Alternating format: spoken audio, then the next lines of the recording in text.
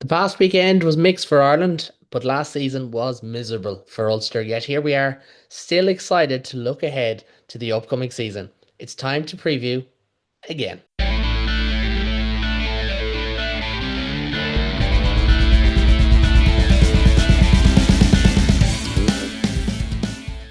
Hello and welcome to the latest episode of the Interpro Show, your home for all things Irish rugby from across the professional and amateur men's and women's game in Ireland.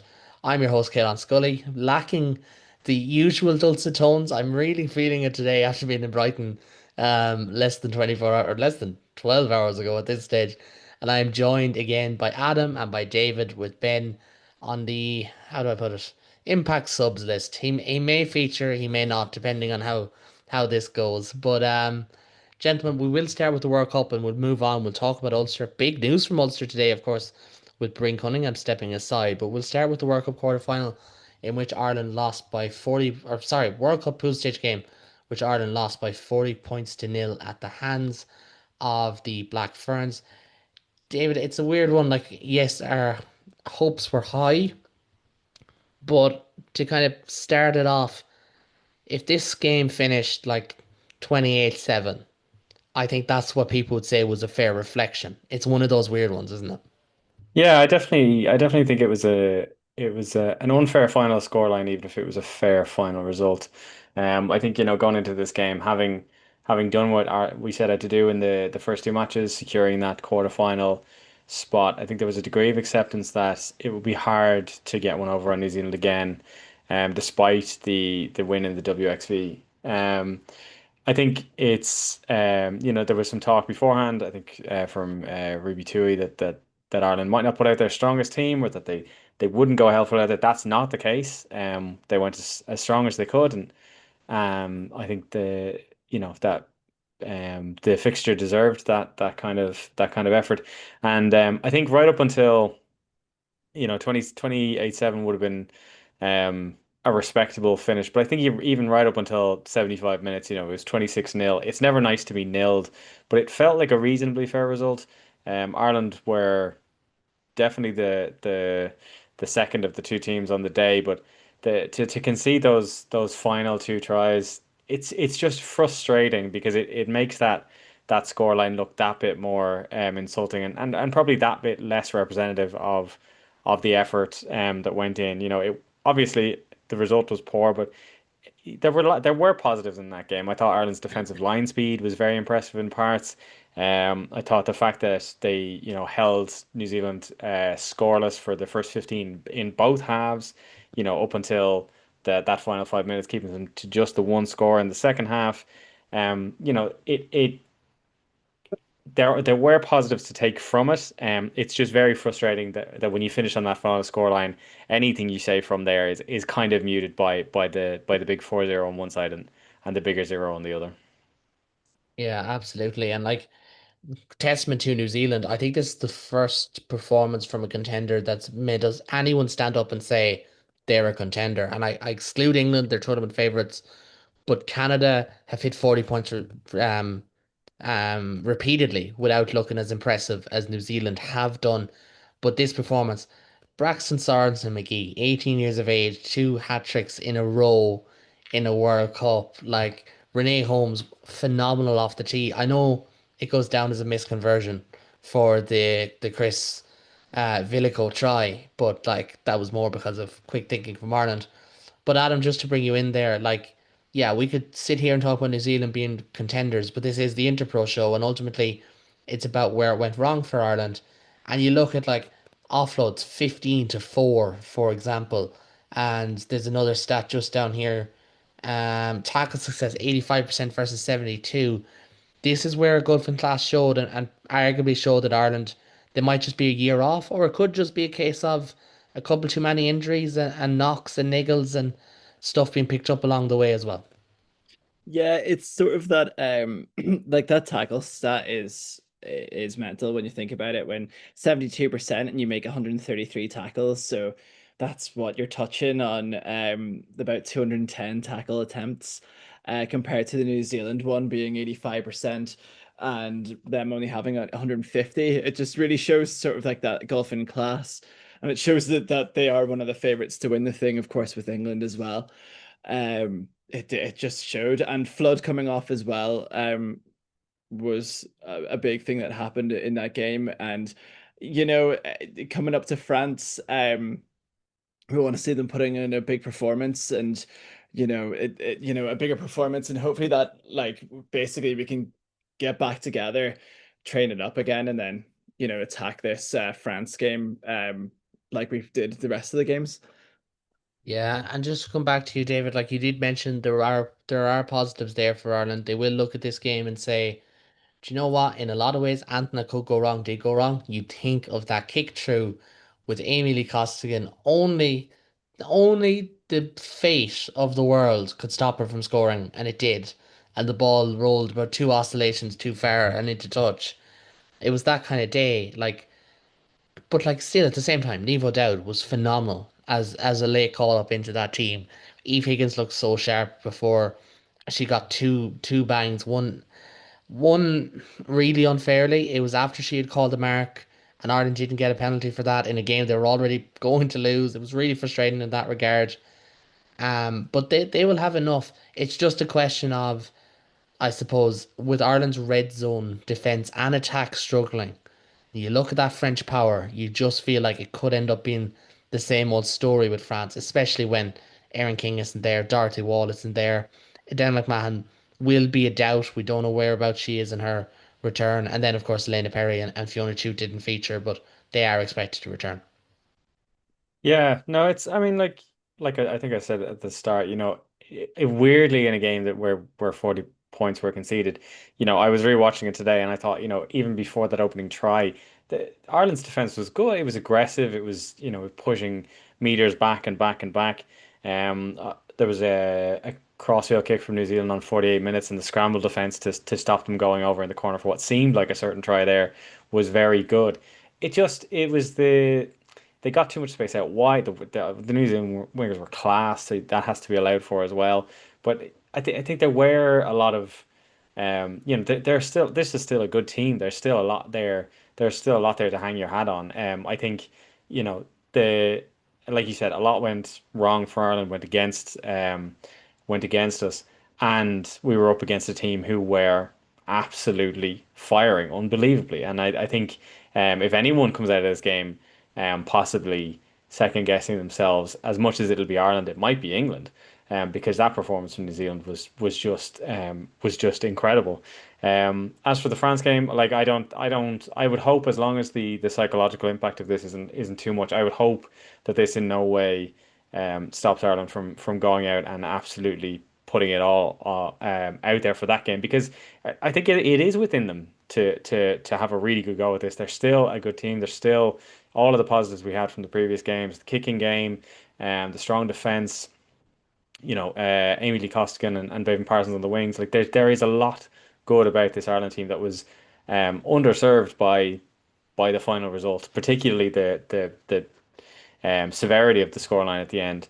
Um, so I think it's look, it was a tough day at the office. There's no doubt about that, and particularly getting nailed in a World Cup is always going to be tough. But I think the thing for them to do now is to park it and to move on to the next game. And I think this is a team of players who have shown that they can perform when the situation calls for it. And I really hope that they do against France, because they are worth a lot more than that scoreline. Yeah, and that kind of ties into a similar mindset I had, because I spoke to a colleague of mine today when on my way back from England, and I kind of mentioned the fact that, like, if Ireland aren't looking at this result and saying, well, in 2024 they got absolutely hammered by England in between their biggest wins over Wales and Scotland, which helped them secure qualification for the World Cup. Like, they have the ability to bounce back. They've shown that before, especially against these top sides. And even last year, they lost to Canada in really frustrating fashion, having beaten New Zealand, and they bounced back and they beat USA with a really strong final quarter to pull clear in that game. So I think they should be being told by Dennis Fogarty, Scott Beeman, Garrett Steenson, um, Larissa Muldoon, and James Claybrook, like, they should be reminded you are resilient. You've been in this position before and you've shown that you can bounce back and just sweep it under the carpet. And I think Sam Monaghan's post-game presser and those clips are up there through, the Indo and off the ball and all these different sites if you want to go check them out. I think she spoke really well. And I do think there is a sense that they'll brush themselves off. There's always that element that, like with New Zealand, they can just turn it on the day sometimes. And that is a factor. And especially with where they are in their cycle, where Ireland are in theirs, I think Ireland are probably a year off being World Cup semi-finalists, but potentially could turn up on the day and get there. Whereas New Zealand are very much, if we're not the best team in the world, we're the second best team in the world, and no one else is really coming close. And as much as I was on the Canada hype train and thought they might turn them over, I'm not half as hopeful now. But just two closing words on it. Like a negative for me, and I'll get onto the positives in just a minute. A negative for me, this whole tournament has been how the game's being refereed from a kind of what World Rugby are looking for point of view. I feel like it's gotten like I don't want to say cynical because you do like I was at the game yesterday. Both sides lived offside. There was a lot of scragging the nine. There was a lot of clear outs in from the side. There was a lot of dangerous clear outs. One or two in particular should have been checked. Um, and probably one from one of the Irish players as well because law of averages that's nearly always the case. I just think that whatever steps World Rugby have taken in the last while in terms of player safety, I also look at that clear out on Grace Moore, where she does get hit over the back of the neck, and it's like, where is the TMO stepping in to say, we need to check this? And it's just this 1 minute they're overpowered, the next minute they're underpowered, and I don't know what kind of game World Rugby wants. For me, I actually don't think it's about player welfare, it's just about speed, only about speed. And they'd rather fiddle around with crooked lineouts than fix the jackal. And the jackal it's an unbelievable skill, but it is an existential threat to the game when it comes to player welfare because it does cause an awful lot of bangs, bruises, and very serious injuries the whole way up. But on a positive note, and I do want to end on a positive note because I was there, 30,000 people were at this game yesterday. Um, it's not a record, it's not anything like that, but it is one of the highest attended fixtures from a non-host nation, or neutral venue fixture in women's rugby and in women's sport. The atmosphere was unbelievable. Everyone who was there wanted to be there, and I think a lot of credit goes to the likes of World Rugby and the IRFU and to New Zealand Rugby, but also like as much as this doesn't get said an awful lot on Irish shores, to English rugby, because England's revolution has caused everyone else to want to catch up and to follow them in so many ways. Follow them through your online personalities and through, how you take a professional mindset to all these things. And I think it just shows some cliches are just never true, but some are always true, and build it and they will come is always true. If you put the frameworks in place, if you sell something right, people will turn out. And it was the weekend in Brighton, having been at both matches, was incredible. The atmosphere was incredible at both. The tense standoff between Ireland and New Zealand before the game was amazing, and the roar after it, and the Fields of Athenry being sung, the Ireland's call being sung, and yeah, it was a very nervous atmosphere, and especially when it felt like this was still a live game, especially right before halftime, where Ireland had that chance, but of course New Zealand ended up getting that last score of the first half. But honestly, it was a very refreshing experience, and some of that as well as much as I can talk about like the actual game itself, some of that is the players and some of the interviews they've done recently. And we met them downtown beforehand and they'd say hello and they were delighted to see the fans and they've all acknowledged it. It's the women's code is in a very, very strong spot. And I do think the elephant in the room is you have to praise England for what they've done in terms of making it this marketable code. And maybe England did it because of the Lionesses, or maybe not. Maybe the Lionesses are following the Red Roses. I think that's probably more likely when you look into it. Adam, you're actually on the ground there, so you can Yeah. actually weigh in on this here. What I can say about what England's done to women's sport is they've done it's like sort of the natural progression of everything. I would even say England. I'm mentioning cricket again, but England's women won the World Cup before the men's team won the World Cup. then the Euros, the England women winning the Euros twice as well. Like you do, Did the men's win it since or no? No, they yeah, haven't. well, Sorry. yeah, I haven't know. But it's one of those like you think like it on the ground, like you actually know that there's a World Cup happening. It's all on the TV. It's in the shops. It's everywhere. When I sort of go back home, do I know that it's on? Like I was back home. Like more, it's more in Dublin where they sort of show like some like this is getting shown in this bar and this is getting shown in this bar. Whereas when I was in Belfast, it wasn't really as like this is getting shown here. And that's the problem because over here, there's like, oh, this the England game's on here. There's like there's way more advertisement for it, and there's way more willingness to go and watch it in a pub over here and stuff like that as well because of how much they're promoting it anyway.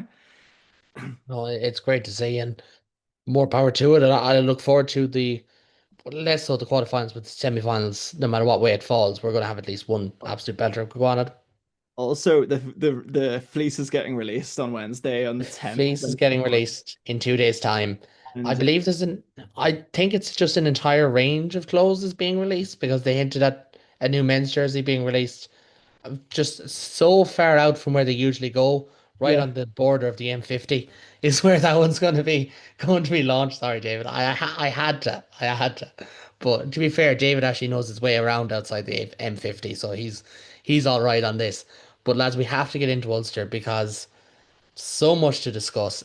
David, I'll give you the first word on last season because Adam has had to relive it enough times at this stage. But in brass tacks, wasn't good enough. We all expected Richie Murphy to kick on after how they finished the season before that, but they just never got going. And I think the biggest criticism I had of them last year doing the United Rugby Rewind for this channel was just Ulster were a team that lacked a real identity on the field, and that's probably the first thing they need to sort. Yeah, I mean it's been a source of frustration for Ulster for a while that I don't know they've always seemed like a sort of a team with enough good players to do. I don't know if they were going to be setting out to win the Champions Cup, but they certainly should be placing better than 14th in the URC. It's a weird one because the signing of Vincent or Werner Koch. So only last season he came in. It was an odd one because if there was anything else that didn't really seem like they needed, it was another fast back. But he brought a bit of personality. He brought a bit of energy. I've watched that guy play ever since the four South African teams joined the URC. He's been one of my favorite players to play or to watch when we play the Sharks because he's an absolute maniac. And that kind of manic energy is something that Ulster have kind of lacked for a while. They only really have a couple of players, the likes of Ian Henderson, who hasn't really been at it for the last few years as much as he maybe would have been in years previously himself, and maybe Stuart McCluskey to really set standards. Other than that, it's a team of a lot of lads who seem like they put in 6 out of 10s and they're happy to put 6 out of 10s. I think that's probably the most frustrating part is that they don't seem that bothered by the fact that they're not putting in better for what a team that really should be. The Champions Cup itself, they got the one win. It was always going to be a brutal draw. Having Toulouse and Bordeaux in the same pool as you was always going to be absolute death. And they didn't lose to Bordeaux by as much as they could have. The loss away to Leicester, definitely a frustrating one. It was nice that they finished on the win. It was quite a big win. I think it was 52 points they put over against Exeter in the end to get into that quarter final or the round of 16, I suppose it would have been. So it was a nice way to finish that, but I think we'd all agree it's a bit daft to win one match from four and go through to knockouts. Um, it's I think this is a team that, and you said it yourself, the fact that Richie Murphy has now taken over, I think we all kind of hoped that would bring a bit more energy to it because it was fading with Dan McFarland after there being a little bit of a blip a few years ago. It really just seemed like it was dying a very slow death, and there would have been hope that bringing in an Irish coach and an Irish coach who coached such an exciting under 20s team, Ulster being a relatively young squad, and then Jack Murphy coming up north to join his father, that might have brought a bit more energy to it. It just never really seemed to manifest. Now, Jack Murphy is still quite young. I think Aidan Morgan has now left Ulster, has yeah. he? So Aid it'll Morgan has be left. He's gone to Japan. Yeah. it'll be more. There's a possibility they could build more of a team around Jack Murphy, and if he continues to grow, he's still very very young. If he continues to grow the way he has, that could be a source of some positivity for them. But I do think they need to sort out. There was a conversation. I know Bernard Jackman has talked about it. I know other people in Irish rugby have talked about it. That there's a lot of players there were a lot of players in Irish rugby who were putting in 6 out of 10 performances and getting their contracts renewed, and that wasn't necessarily a good thing for the provinces. I think that's definitely been a thing that's not been good for Ulster, and I think a bit of turnover and a bit more youthful intent and would be great. I think it was one of the great things about even leading up to the national squad, when you had players who were young enough that they weren't overawed by the possibility of winning matches. That really was a turning point for the national squad, both the men's and women's. So I mean, I think if Ulster have a few more players who aren't, sorry Adam, but aren't clinging on to 1999, but just want to be themselves and go, we're going to be the next generation of Irish rugby. I don't care about Andrew Trimble. I don't care about Rory Best. I care about what I'm going to do for the next 10 to 15 years. Because there are good players in Ulster. There's a great, I've been up to Ravenhill more than once myself. It's a good stadium with a good crowd supporting it. And they are definitely, whatever comes for Ulster in the next season, they're better than 14th in the URC. They're a lot better than that, and I think it's really up to them in the next season. And Richie Murphy, promoting from within, seeing an Irish coach taking over an Irish province, I think it's incumbent upon him to show that was a worthy choice and a route that more young Irish coaches, not to say Richie Murphy is particularly young, but more Irish coaches can follow and get rewarded for. Yeah, no, that's a very good summation in fairness. And like we get on to the nitty gritty like we did last week with depth charts and prediction 23s and things like that. But I suppose Adam and something Dave mentioned there, like wanting to be your own heroes, essentially, and wanting to be the team that brings them onto the next level. The team in 2012 really embraced that. And obviously, the big news today is that Bryn Cunningham has left his role as general manager at the province, and he was probably when people made that assumption about Ulster, about how they were too connected to 99, he was someone who was often thrown in the middle of that, rightly or wrongly as well, I should say. But now it does feel like there's a clean slate there. And Richie Murphy, look, his contract is up at the end of the year. He may not stay on, but it does feel like Ulster are in that the kind of middle ground when we get into more of the depth chart where they will be looking at 2 years' time and 3 years' time and want to be back in the top four of the URC. But unfortunately, because of mistakes of the post-COVID years of 2020 to 2023, they're in this very murky position. Yeah, the news today is a welcome one. I don't think there's many Ulster fans that would be like, "Oh no." I think Brian Cunningham's legacy of his signings, like for all the ruined PNRs, we got Stephen Kitsoffs.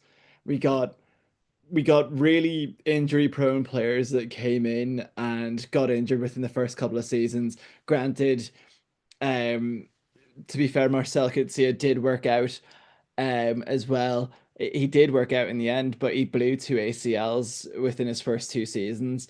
That's not his fault, but we signed we seem to have signed players that were really injury prone.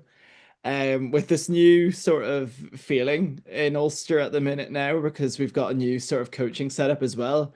Richie's been sort of handed the keys to have your own coaching setup.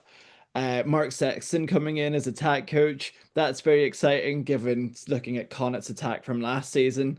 I'm really excited to see what Mark Sexton can unlock in that back line for Ulster because, you know, as we say, as David said, like there's been some lackluster performances, some 6 out of 10s. I don't think I could have put it more perfectly myself, to be honest with you. Some 6 out of 10s and just kept it there. I feel like this coaching setup needs to get that extra level. And talking about promoting from within, Willie Falloon coming back as defensive coach is really welcome, and I really want him to do well. I really liked Willie Falloon as a player as well. He did really well in that sort of 2012 gap for Ulster as well. Um, I think we've got basis of an exciting squad, and we'll get on to that. But yeah, we just need a bit of luck. We just need a bit of luck with injury. We need a bit of luck with everything else. But I feel like hopefully we're starting to turn with the news today. Yeah, well, only time will tell, of course, but we'll kind of get stuck into that kind of, the future of Ulster and this new Ulster depth chart. Of course, I am aware that some people listen to us on podcast form, and this may not be the greatest medium to do a depth chart, but just to kind of run through it quickly for those on audio, those on YouTube can read it on screen. Angus Bell, Joanna Augustus, the two new signings to go alongside fellow NIQ Werner Koch. They are first choice players. You've got Ian Henderson is the only former Lion in there, but you do have, Eric O'Sullivan, Rob Herring, Tom Stewart, Tom O'Toole, Scott Wilson, Cormac Izuchukwu, James McNabney is an injury out this season. Granted, Nick Timoney, Joanna Augustus, Nathan Doak, Jack Murphy, Jacob Stockdale, Stuart McCluskey, James Hume, Werner Koch, of course, Robert Balakoon, Mike Lowry. And then you got the likes of Ethan McElroy, Stuart Moore, Zach Ward, Dave McCann. Adam, it's a pretty tidy squad, like it should be said, and I think they like it's not the most asset rich, in terms of pure depth, but like the first 23 is still pretty decent. I think that's where you start here, but maybe it just falls off a tiny bit. Yeah, yeah, to be honest with you, the first 23 is really good. I just noticed how you've just changed that for a second. I didn't notice that there. But Yeah, no, Nathan Doak didn't get capped. I must have done this during the summer tour and expected it. but when it's one of those where the first 23 is very good. And I think with Ulster, normally our first 23 is very good. How many times they play in a season is another question, given injuries and Irish camps. Angus Bell coming in is like after what, like during this rugby championship, he's been another level of phenomenal. I'm really excited to see him in that Ulster shirt. Um, that's hopefully by December time. Um, Given like Cormac Isachuku, if he has a good injury-free season, that would be good. I would love to see Scotty Wilson push Tom O'Toole for that three shirt. The same with Tom Stewart and Rob Herring. I there's some good sort of young players coming through that can push through to that shirt. Same with sort of Harry Sheridan, as well. He's a big brute of a player. Joe Hopes and Irvine are also really good sort of young second rows that are coming through. They've got a good under 20s pedigree, and I think it's Joe Hopes that made his debut 2 years ago at the age of 19. He's 6'6". He's a big second row, someone to look out for, because I would say as an Ulster fan, we have a couple of issues with depth. Um, People would say second row being one of them with losing Kieran Treadwell and Alan O'Connor. I would say that we have almost sort of like a new. We're going to have to rely on Joe Hopes and Charlie Irvine and Harry Sheridan, and of course Matty Dalton to step up. Matty Dalton more so to be that sort of squad player. Joe Hopes, Charlie Irvine, and Sheridan to push for the starting squad. I would love that to happen. The same sort of with that sort of six role is opened up because as we say, McNabney he did an ACL in training. Hopefully he gets back fit. He was an incredible player last season. He was really good. He was on it. Um, Somebody that you're missing is David McCann. Oh no, you're not. He's at an Yeah, eight. he's down at It's eight. an Yeah. eight. Yeah. I just normally have him down as a seven in my head. I don't know why. But one of those players that like I feel like if we shove Nick Timoney more up to six, if that happens, and then McCann into seven, just get Timoney more in the loose. Augustus, he seems to be a really good signing as well. I'm really excited to see him play for Ulster. He's in and out of the South African camp, but then again, I think he went out due to injury. Um, there's also the likes of Nathan Doak, who, I think I said on a podcast before, I feel like he's always 2 seasons behind of where he should be. I feel like Mark Sexton hopefully is going to be that coach to lift them up. He needs to kick on because I feel like he could be that Ireland player. He could be in and around that Ireland squad, like as an actual conversation for it, because we do know what his pedigree is. We do know what he can be like, and on his best day, he's really good. And I'm really excited to see what Jack Murphy can do this season as well um with sort of like hopefully a team built around him and more confidence, because I don't think he really put a step wrong. He's sort of thrown in at the deep end against Connacht. He did really well against Connacht. It's just like I'm optimistic, but then again, after last season, I sort of have to keep grounded. This is probably the most grounded you'll see me talk about Ulster this season. But we've got the likes of Murr, Postlewaite, even de Klerk and Burnham in the academy. Our center riches are growing exponentially. De Klerk played on the wing against Leinster. He came on off the bench and he did quite well. We've got Ethan McElroy. McElroy is he's in and out of injury at the minute. So I'd be interested to see if we play more Jacob Stockdale at 15 this season and sort of promote Zach Ward to that 11 if Mike Laurie is out injured. There's options there, but it does get a bit thin between 11. Actually, between the whole back three, to be honest with you, it is quite a thin lineup there. Yeah, no, it is, and there is, I suppose, and David will touch about this in a second. There's a lot of young players there who are still relatively unproven. Like Atsol King is not that young in terms of where he is in his development, but he's still pretty young. Like Lucas Kenny, really impressed last year for the Ulster A side in the Interpros that took place. You have the likes of Clark Logan was involved this year, Daniel Green was involved this year, Johnny Scott was involved this year, and all look pretty decent. And of course, like Jacob Boyd, Henry Walker, and Bryn Ward in particular don't need explaining for their Ireland under 20 days. But David, I'll bring you in here. Like it does feel like first 23 really solid, and the players that Ulster have had excel at like under 20s level, like the lads I mentioned, and then of course your the likes of Hopes and Irvine and North McLaughlin and James McNabney and guys like that. They have a really good blend. But this year, as much as we want to see them kick on, we also want to see, Joe Hope's knocking on the door, and we want to see, someone like Lucas Kenny make a run, and someone like Connor McKee make a run at 9 as well. And that's always a really tricky balance to try and find, isn't it?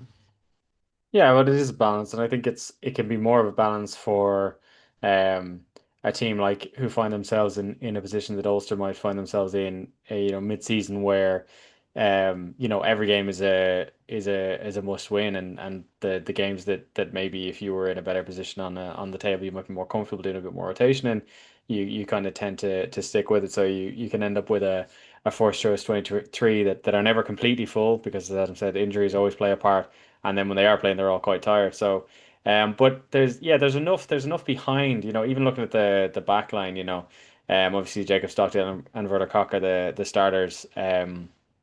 As it stands. But when you have you have Zach Ward, you have Robert Balakoon, I was looking there and thinking, why isn't Ethan McElroy a fullback? It's like, oh, Mike Larry's ahead of him, but Ethan McElroy could easily, that's a lad I wouldn't have been surprised to see pushing for a green shirt at some point. He's been a real bright spark for Ulster, in the last few seasons when they've been looking for someone to be a bit of a difference maker.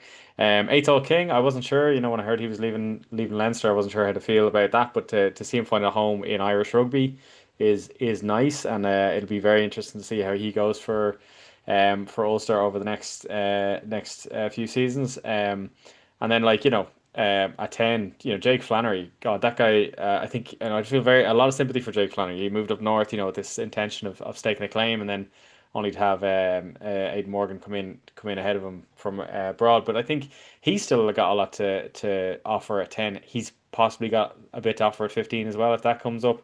Dave Shanahan, always funny looking at this and see Dave Shanahan's still playing. Um, you know, but yeah, it'd be great to see Conor McKee put a dent in there. Dave Shanahan's a workhorse who you can always rely on, but it'd be really good to see be a bit more from some of the younger guys.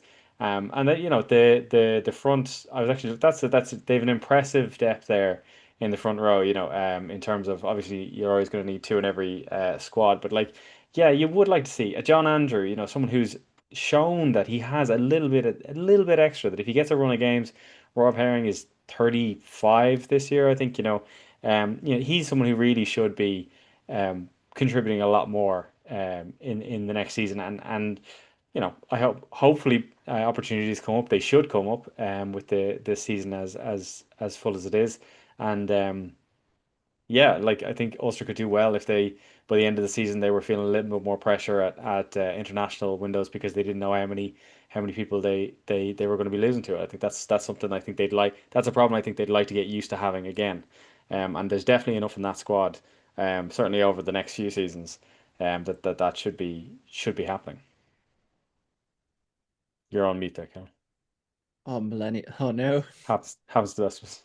The elite millennial pause is putting yourself on mute and then forgetting to unpause yourself. But the one thing that we wanted to touch upon last week is, or was really important for Connacht and what we spoke about with them was their, I suppose their start to the season. But you look at it here, and unfortunately Ben won't be able to join us this evening. He would have been running through this with us, but this block of opening games, as you can point out, so it's Dragons at home, Edinburgh away, Bulls at home, Sharks away, Lions away. So that's your South African tour off the bat, and Benetton at home when you come back from November break. It's not easy. Like you're really hoping that the only game you drop there is probably the Lion or the Sharks away, and ideally you get a win over the Lions and Edinburgh. Like they don't really have a very nice run of games until you kind of get into that kind of Cheetahs away, Stade Francais at home, Scarlets away, Cardiff at home, Ospreys away, Connacht at home, Zebra away. Like either side of the Six Nations window. It's a tricky one, and I suppose like I kind of take this one like again, like with Connacht, you don't want to put all their eggs into the European basket. You're going to be, I think one of you said it last week, you're going to be in the Challenge Cup anyways. Don't like if you feel like the URC is your best chance, like it's 8 out of 16 the URC versus 1 out of what 20, 24, 16. I can't remember how many teams are in Challenge Cup that make it through in that competition. So it's not massively easy. And like and thankfully someone has gone in and edited it there. They do have the Racing game at home. That's a huge one. But Adam, I'll kind of bring you in here for a second. Like you look at that run of that start of the season, and you've got the South African tour very early, which Ulster have done well on before. You're just hoping that they don't start to lose momentum. Like fair enough, starting the season has been all right. Last year to beat Glasgow on the opening night, they just don't start to lose momentum at the wrong time. And you look at that run of like Leinster away, Connacht away, Munster at home. That's where sometimes that can pop up. Yeah, I think the start of the season, I think I'd rather have the South African tour at the start of the season just because we've had it in the past where it's either just after, like in that sort of March, April time, just after the Six Nations, and we'd go there to sort of get battered. I feel like if we like think of it well and we think of it quite tactically, it's that sort of, as you said, the cheetahs to zebra away game is that is crucial to our season. So crucial, in fact, that I think the first block, Dragons at home, you'd expect to win there. Edinburgh away, we can put up a good fight. Bulls at home, that's also vital. We need to be winning our home games. I feel like last season we were caught out too much at home. We need to be winning all those home games, no matter who they are. We just need to win those home games. I think last year we got caught out too much, and hence why we finished so far from the table. Um, the last two games, Storm is at home and Glasgow at home. I would rather, actually, to be fair, and Leinster at home as well.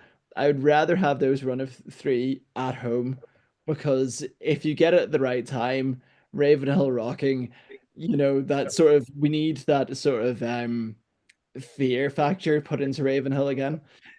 We need that sort of Ravenhill fortress. Sorry, we need that sort of Ravenhill fortress that we used to have, teams being afraid to play at Ravenhill.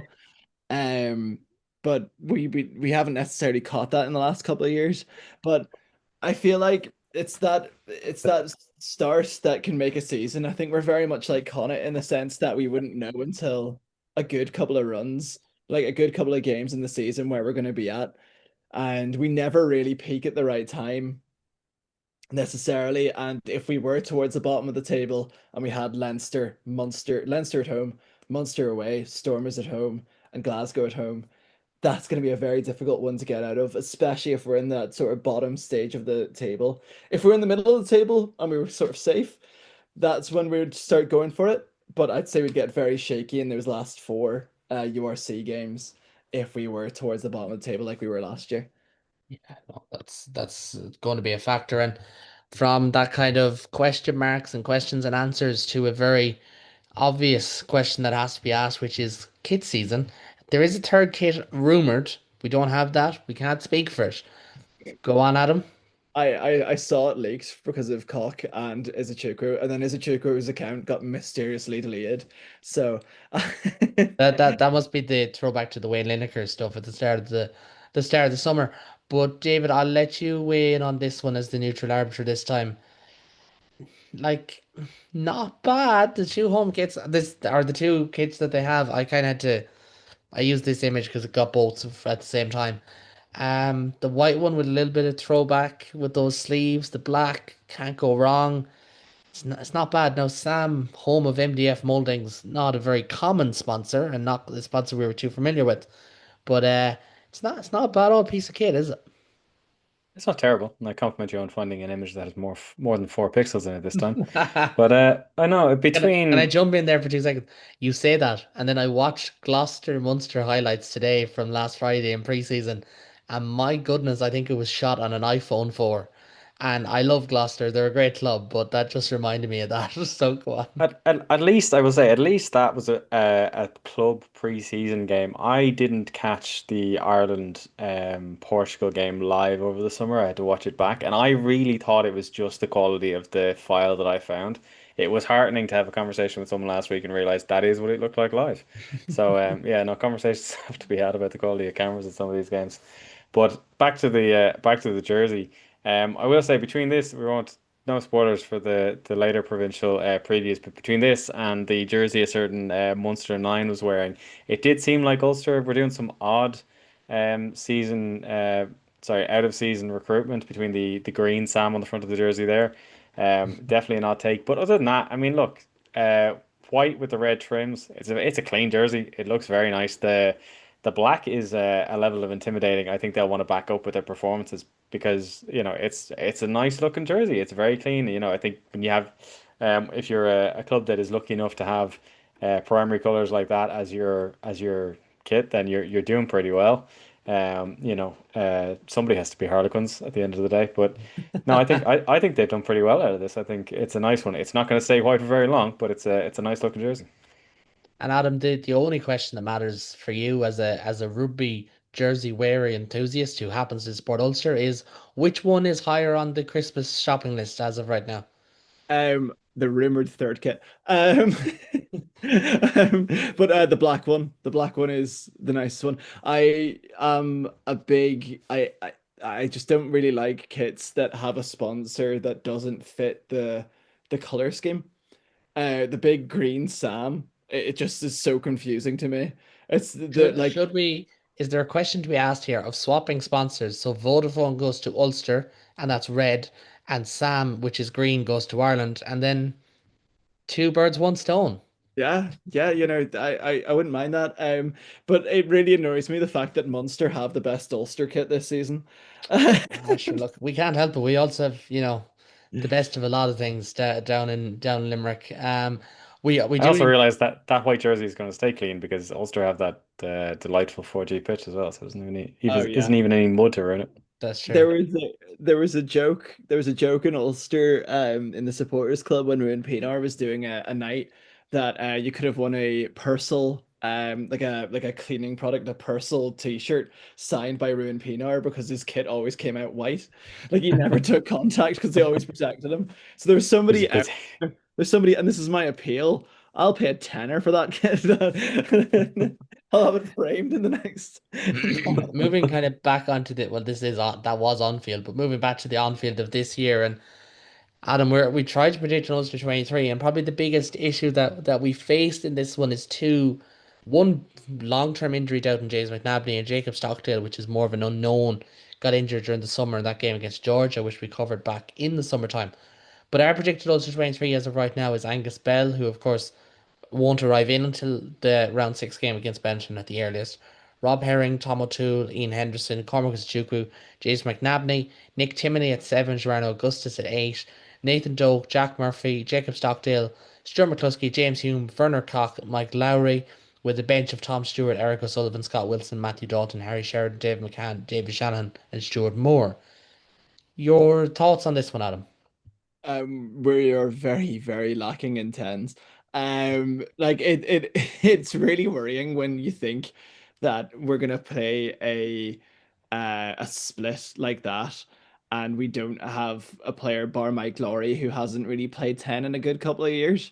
Nathan Doak, you would argue, would play 10, and I'd love if Connor McKee did push on so that we could have a 22 there with a bit of zip on him. I know Shanners has a bit of zip to him, but he has been holding like he's been holding water most of the season. He's been more of a coach essentially to the players than he has been a player, and that's not me being harsh. It's true.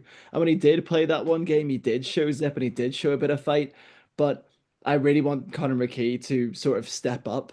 But this is the sort of prediction, the predicted one that you sent me, and I said, it's our best on paper. I think the likes of Matty Dalton on the bench, it being a first team, that kind of frightens me a bit. I'd really want Joe Hopes or Charlie Irvine to step up to make that to give a bit more push, because I think Matty Dalton is going to be a really good squad player. I don't think he's necessarily the player that Alan O'Connor or Treadwell was in that terms of being a squad player.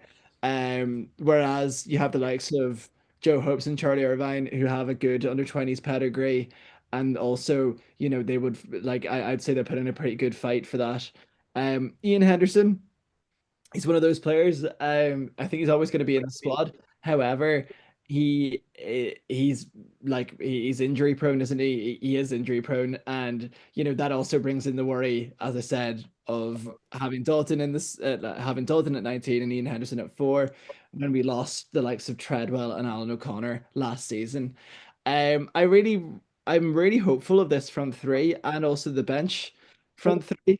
I'm really excited to see O'Toole get experience from the likes of, well, it's more like Angus Bell giving experience to the likes of Scotty Wilson, the likes of Tom Stewart. Imagine a Angus Bell mold in Scotty Wilson, but Scotty Wilson's a tight head, yes, granted, but he can have that explosive power that Angus Bell has if he learns from him. Do you know what I mean? Augustus as well. He's gonna be unbelievable for us, and I think Nick Timoney is only going to get better because of that. When you think of the players he's played with the likes of Marcel Coetzee and Dwayne Vermeulen, and now he's playing with Augustus. That's one thing that I love in a back row with Nick Timoney is a big Springbok, like a big South African to be behind him.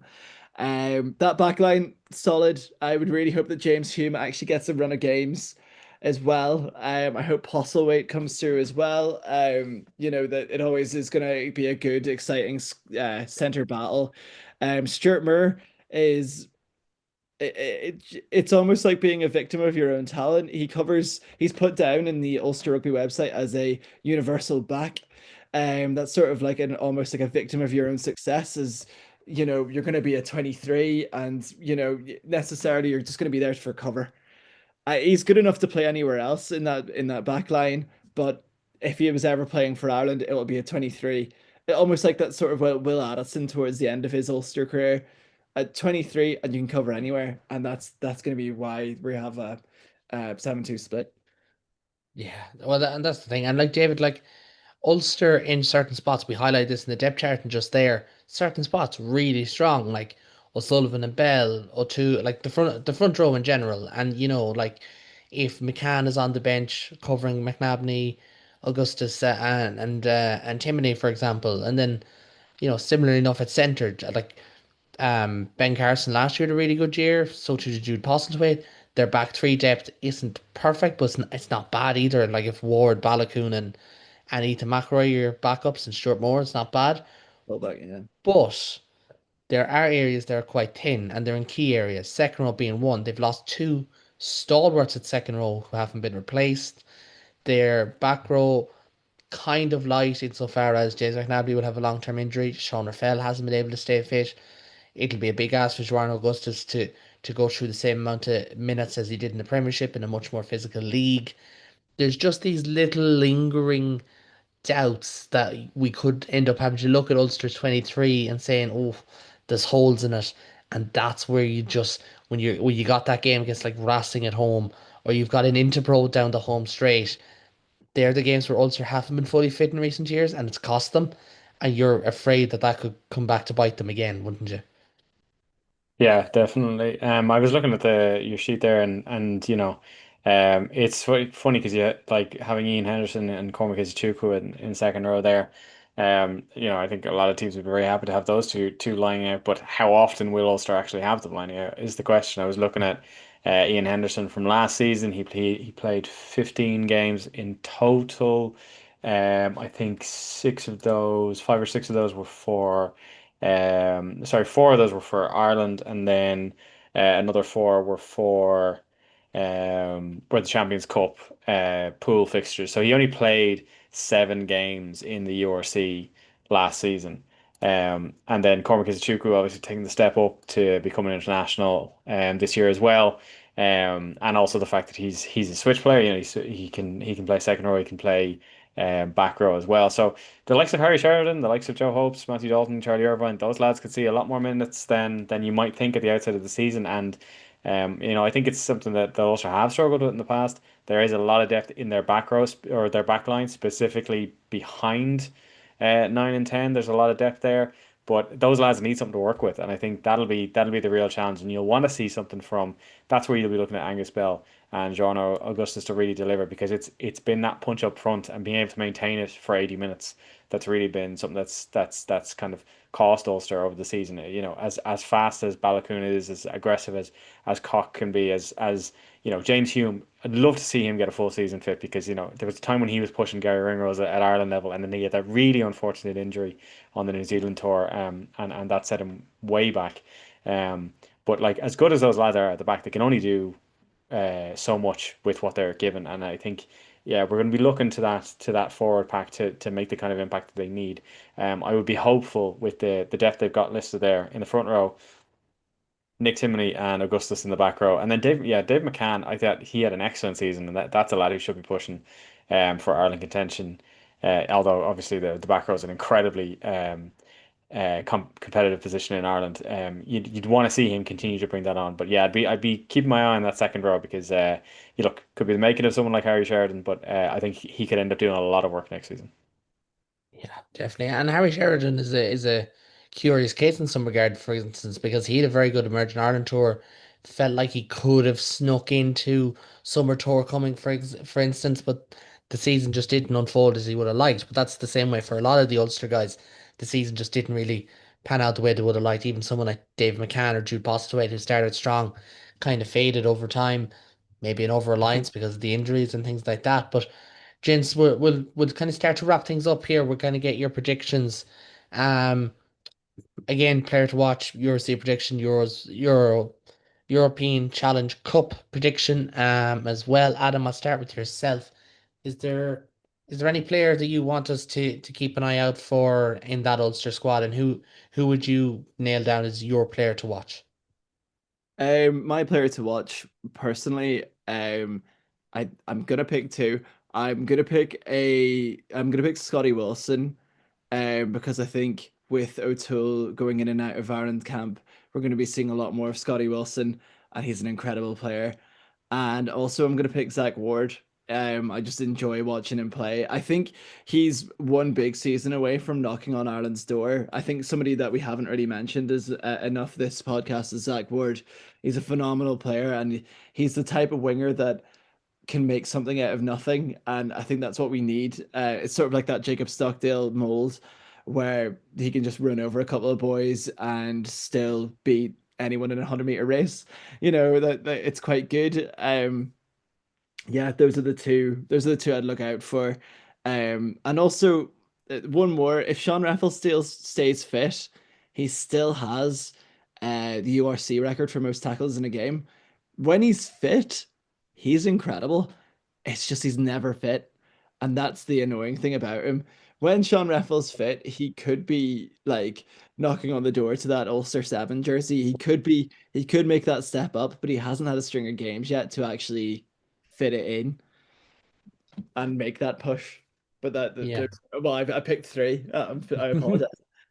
Yeah, well, look, you can pick 30 if you want, but we'd be here a long time, and our poor editing team would have a lot of footage to drub through. But I'd agree with those. I look, the obvious one is, of course, Angus Bell. Like, it's a 6 month short-term deal. It's the type of move that I wouldn't be surprised to see other provinces make this year or next year, and more of these short-term moves for key positions. Go on. It's Super Rugby now has the clause where loads of players are getting these short term. Like loads of them are either going to Japan or they're just coming up to. It seems like they're only coming to Ireland at the minute, which is nice. But Yeah. um, Maybe he's going up to Ulster to improve his golf. You don't know. Like, it's you a never know.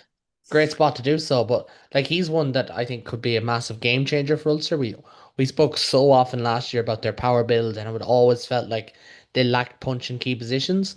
To have an Angus Bell type prop is, top five in the world loose head prop, and then you complement him then with a very dynamic slash powerful pack around him. I did mention Conor McKee earlier. Would love to see him get a run. Would love to see, someone like Bryn Ward break out from the pack. Joe Hopes, as we said, Zach Ward. I know I've mentioned both Ward brothers there, but they're just in that position where they absolutely could if they got the opportunity. But and even like Ben Carson last year, no one really knew him. And I mean that respectfully. Like, obviously he's well known insofar as he'd Ireland under 20 caps, but just not really someone who was on people's radar last season and played unbelievably well when he got that opportunity. So hope to see more lads like him. Um, And the Go on, clerk Adam. De Klerk as well. I just saw him next to Ben Carson. De Klerk Yeah. is a he was a great we and Berman as well. The two good under 20s Ireland centers. If we see them kick on, they'll be like, and if they keep their form, they'll be pushing for those starting positions as well. And Johnny Scott right behind them is no slouch either size wise. Like, it's seven powerful centers that they have there.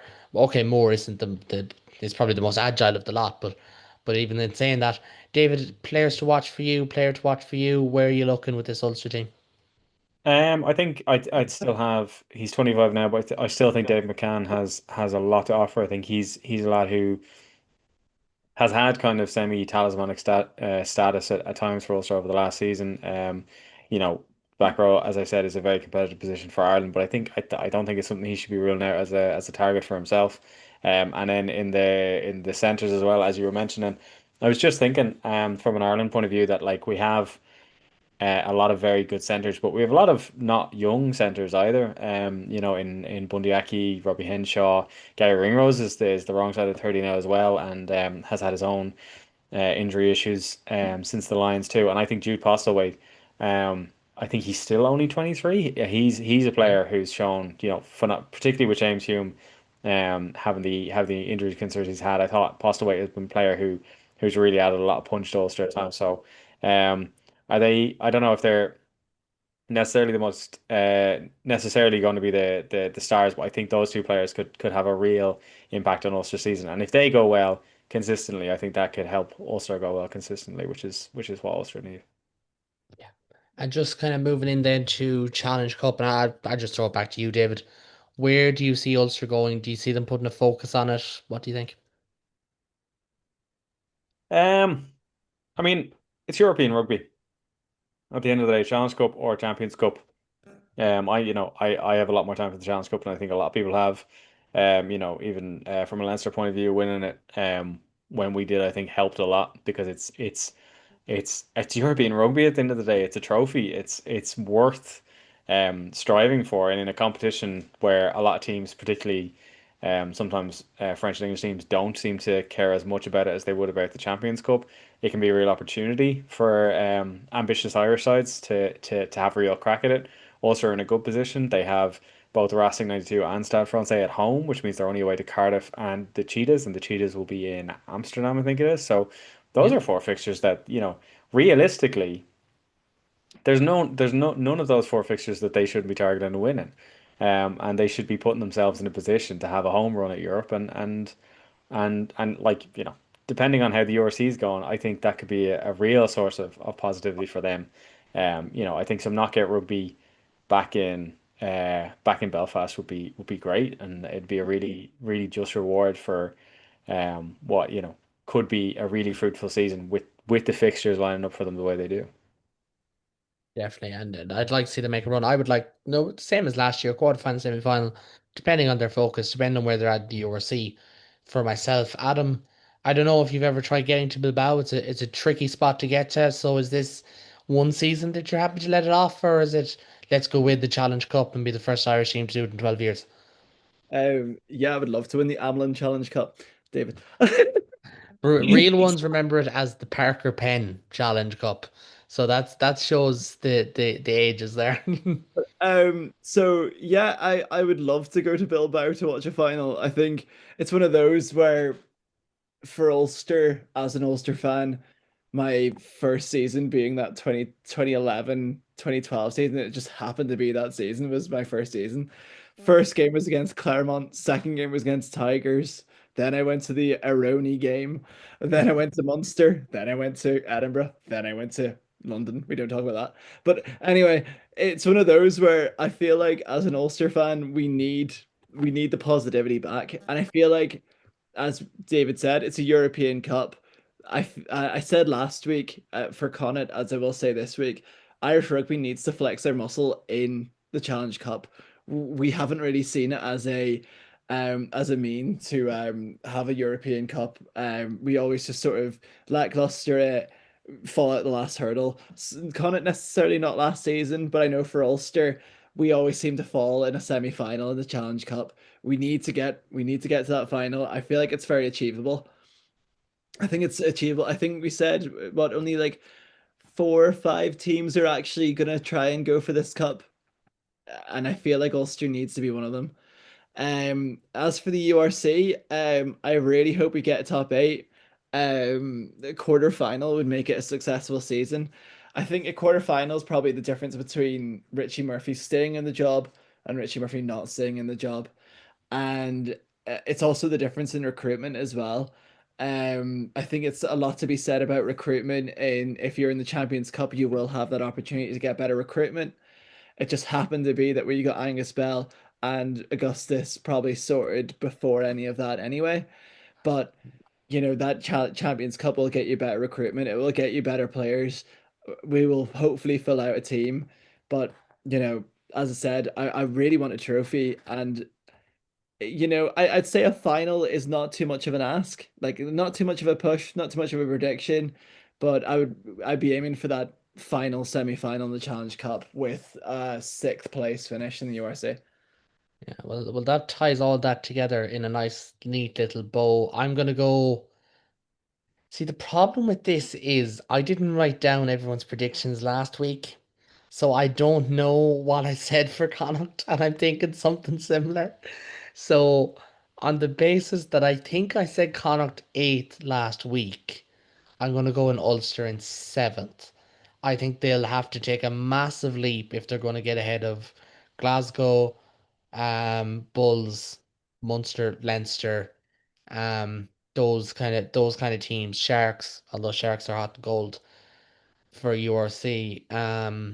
But again, I cannot remember what I said for Connacht last week, so it's a little bit tricky to put a number on Ulster. I think I said eight. I'm not 100% sure. I want to see all four Irish provinces make the quarterfinals. I'd actually prefer if they were 1 to 4, and I can tell you exactly which four teams I'd like to see in the bottom of the URC table as well. But we might do that closer to the season. David, I'll Um, let you take the closing word on this one. For Ulster, we've kind of prayed to this as a big season from both a results and developmental standpoint. Where do you see them finishing the URC, and do you think that they can tick both boxes this year? I think they can. There definitely is enough in that squad. I think if it comes to the end of the season and they're in quarterfinal, semi-final territory of a Challenge Cup with a real chance of winning it, I could see that taking precedence. If you win the Challenge Cup, you get to go into the Champions Cup anyway. And I don't know if anyone remembers, but the final 2 weeks of the URC this season, or just last season gone, where no one knew who was going to finish where at that stage, and it made it all the more exciting. I think I would back Ulster to at very least be going into round 18 uh, with a shot at a quarterfinal.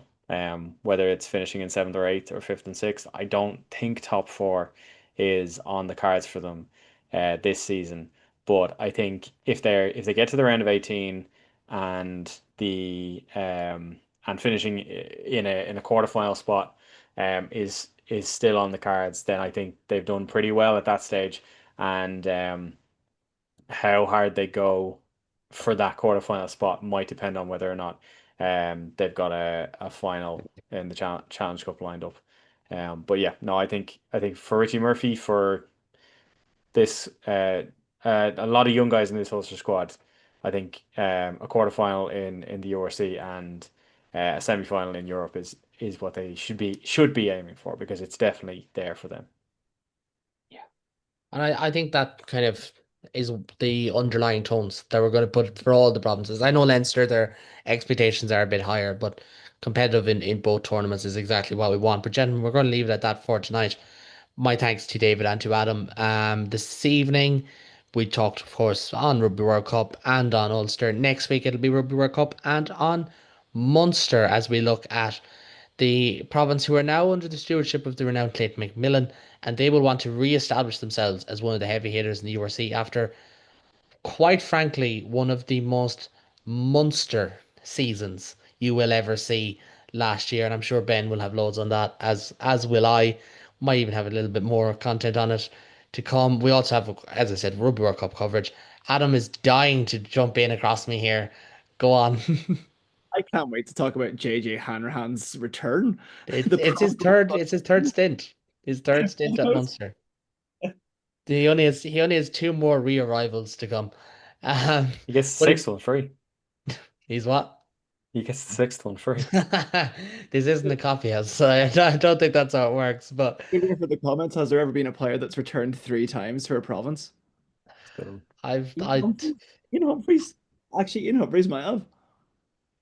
No. I'm going to sign this off, lads. My brain is too fried to answer that question, and I probably end up saying something stupid. But if you do like what you see or hear as well, people, make sure to like, subscribe. The Global Game Line will be a home for URC coverage as the season kicks off as well, starting this week with Rugby Rewind, which will be coming on. So make sure to hit that bell icon to be notified. Make sure to drop us comments based on what you've seen and heard and what you think. It really helps the algorithm. And from me, Kate, from the two lads, or three lads, I suppose, Ben and Spirit. Until next time, slán go fóill.